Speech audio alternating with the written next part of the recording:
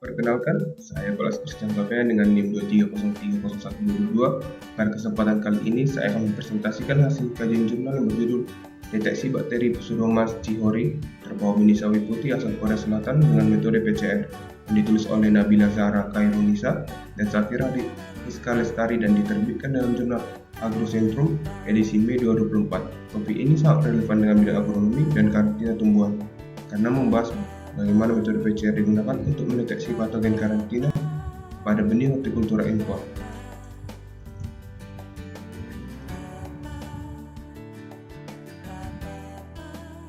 Sawi putih atau Brassica pachinensis L merupakan komoditas hortikultura yang memiliki nilai ekonomi tinggi dan permintaan pasar yang terus meningkat di Indonesia. Produksi nasional menunjukkan tren kenaikan dari 727.467 ton pada tahun 2001 menjadi 760.608 ton pada tahun 2022.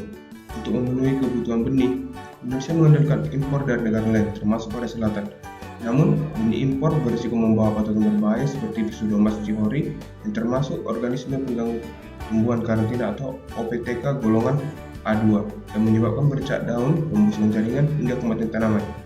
Karena penyebarannya masih terbatas di beberapa wilayah Indonesia, deteksi dini terhadap keberadaan Pseudomonas cihori sangat penting dilakukan, terutama pada benih hortikultura impor.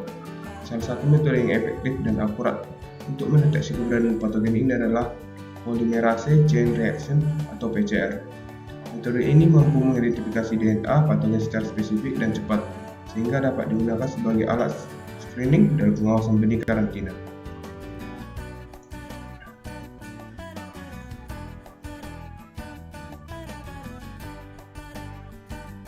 Benih yang diamati dalam penelitian ini adalah benih sawi putih atau Brassica pachinensis L asal Korea Selatan.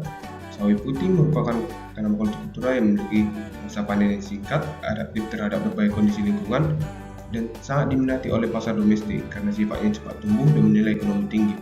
Sawi putih menjadi salah satu komoditas unggulan dalam sektor pertanian Indonesia.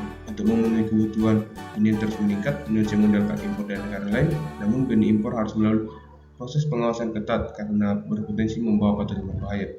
Oleh karena itu, penting untuk memastikan bahwa benih yang masuk ke Indonesia bebas dari organisme pengganggu tumbuhan karantina atau OPTK, sehingga tidak menimbulkan risiko penyebaran penyakit tanaman yang merugikan petani dan lingkungan.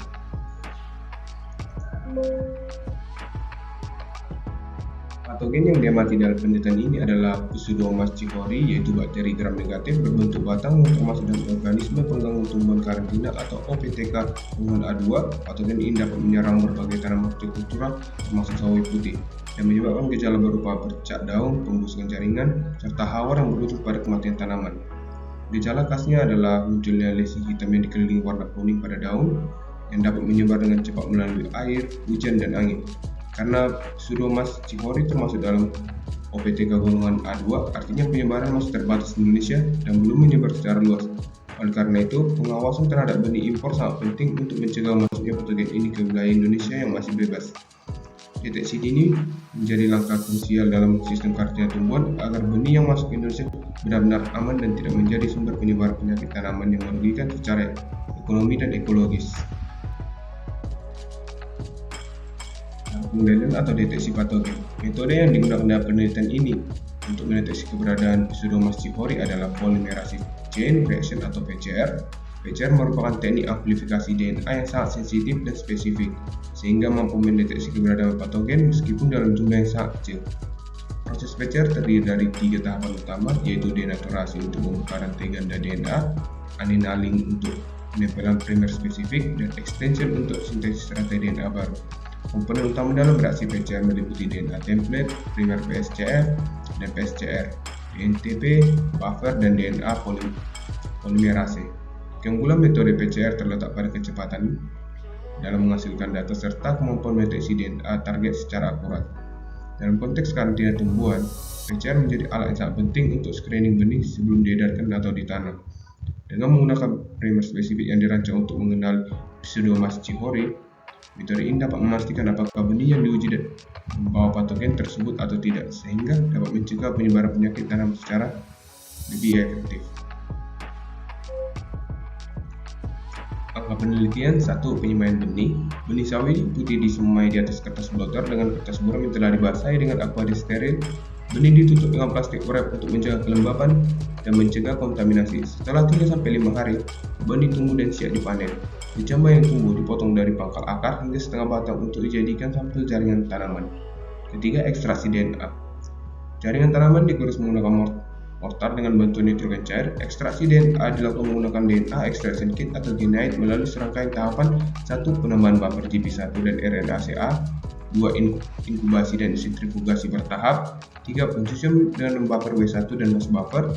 4. Elusi DNA dengan preheat elution buffer. 5. DNA disimpan pada suhu minus 20 derajat Celcius.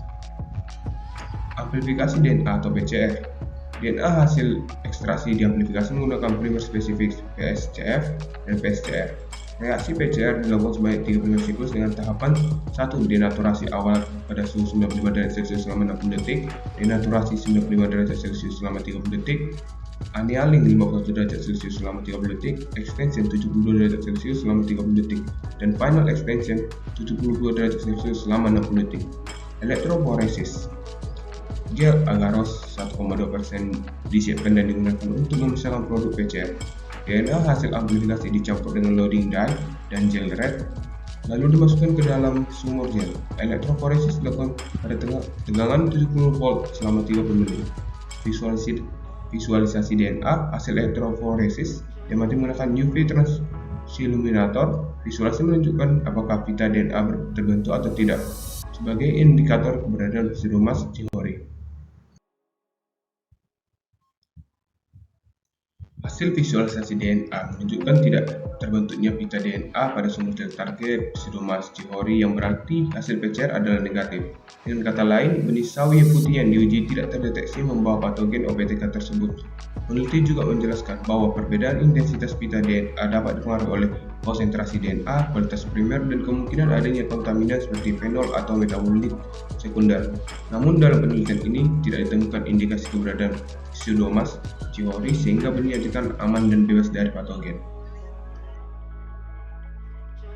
Kesimpulannya, penelitian ini membuktikan bahwa benih sawi putih impor dari Korea Selatan tidak membawa Pseudomonas jihori. Metode PCR terbukti efektif sebagai alat deteksi patogen benih. Penelitian lanjutan dengan jumlah sampel lebih besar sangat dianjurkan untuk memperkuatkan hasil.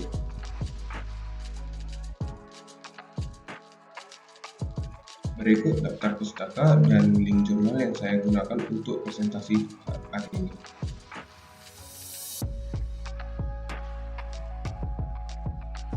Demikian presentasi yang dapat saya sampaikan mengenai deteksi Pseudomonas jihori pada benih sawi putih menggunakan metode PCR.